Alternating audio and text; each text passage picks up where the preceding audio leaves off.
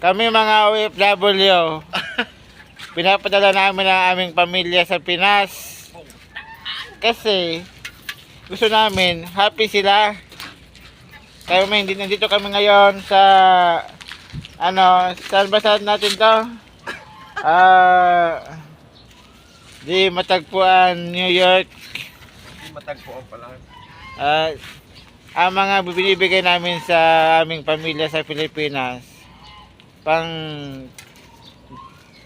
pangkain, pangbigas, pangbaon ng mga bata. Kahit kami may sakit, tuloy-tuloy lang ang trabaho namin. Ganyan kasi pag ang aking kasamang Indiano. Habiligri! Habiligri! Habibi! Yan, nakasama ko yan. Indiano yan. Napakabait niyan. Napakasipag. Walang budget yung amo namin, no? Butas-butas yung trapal. Dito kami sa bali, palipat-lipat kami ng ibang bansa eh. Kasi may ginagawa kaming bahay namin.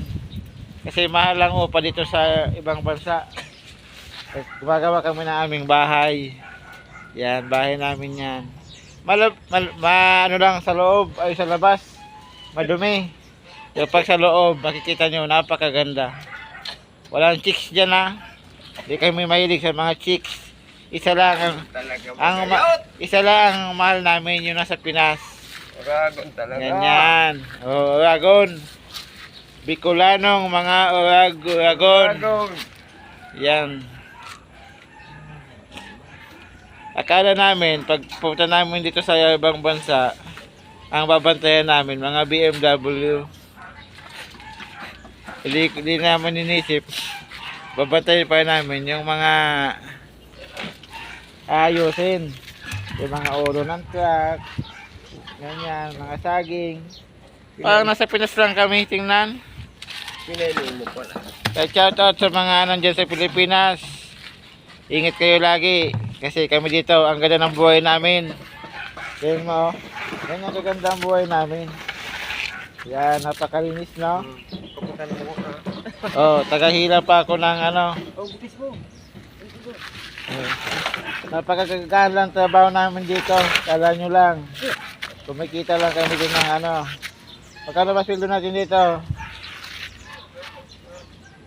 Natanong ko lang yung kasama ko kasi baguhan lang ako dito sa ibang bansa. At tingin ko kumikita kami dito ng 600 pesos per day. Ganyan din sa Pilipinas. May konting difference lang naman. So shout out sa mga dyan sa inyo. Ingat kayo dyan sa Pilipinas and I love you.